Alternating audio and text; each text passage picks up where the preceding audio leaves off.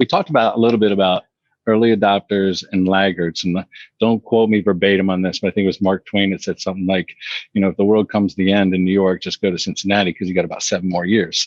And some of that is true with technology, right?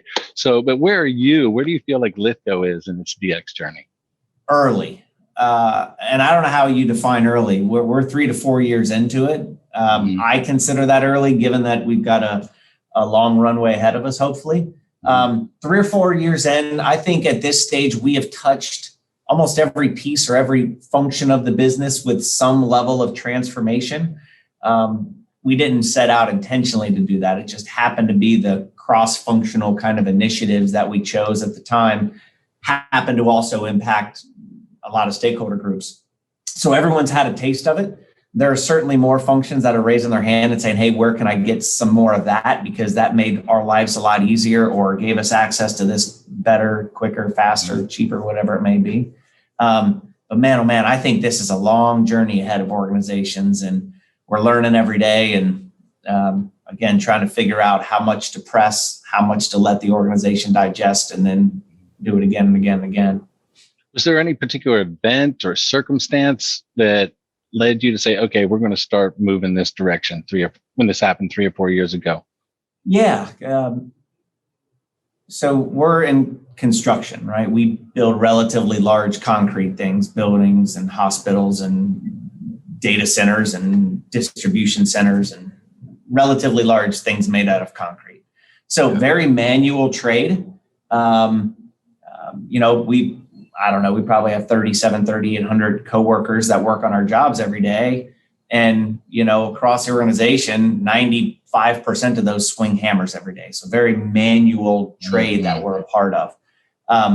However, so therefore, in our history, we hadn't really taken the time to address where technology could come in and truly aid the business, or we hadn't taken enough time to figure out how can we get information to people's hands, because now they have devices connected to them everywhere they go.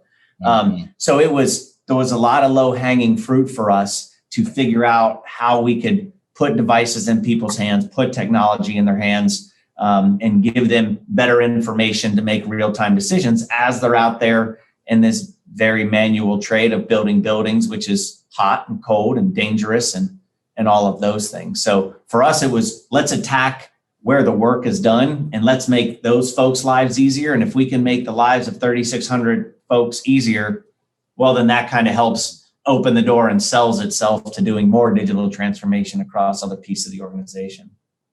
Excellent. Well, what do you feel like, I think there's always a level of executive endorsement or sponsorship of things, but are there any other key enablers to success that you could share with the audience, or you felt like, hey, you got to have a roadmap, clear defined goals? I don't know. I'm just kind of throwing things out there. No, absolutely. And that's actually exactly where we started. When we started thinking about this digital transformation journey, my team and I spent a lot of time talking to stakeholders across the business and understanding what was keeping them up at night, or what was making their job more difficult, or what information they couldn't get access to easily, or what would you like to have in this situation versus what you have.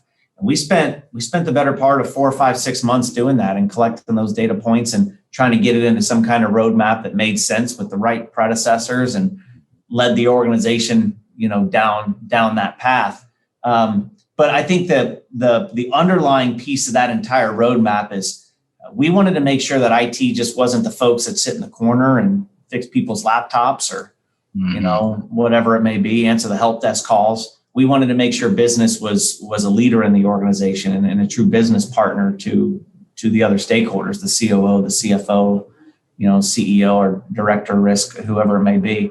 So, by doing that exercise we did a number of years ago, and we've refreshed the roadmap since. We kind of have a cadence of this. It was our way of saying, hey, we want to learn what you guys do. We want to learn the business, and we're willing to invest the time to do that with you. So we can understand your pain a little bit easier. So when we're out trying to find solutions, we have a better idea of what it's going to do for you and what it's not going to do for you. And then, as we created that roadmap, we were the ones responsible for going and bringing those solutions back and saying, hey, have you looked at this? Have you thought about this? Okay, great. Well, now let's have some other conversations about how that could help you. But it started by investing in relationships and being a business partner. Yeah. It's interesting how far we've come. It used to be that really nobody knew who the IT guy or gal was until something went awry. And then they were being cursed at, right? Now we have guys and gals, IT leaders like you, at the CIO, CTO level, at the board level, and rightly so.